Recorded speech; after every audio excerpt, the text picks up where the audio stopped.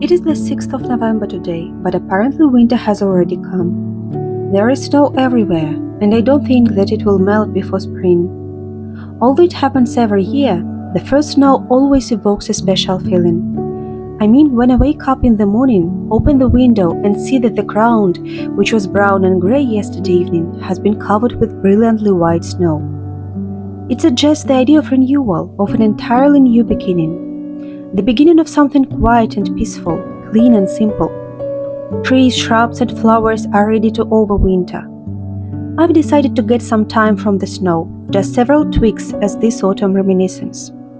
Nothing can beat freshly brewed black tea with thyme, except maybe black tea with thyme, milk and honey. And what do you think about that?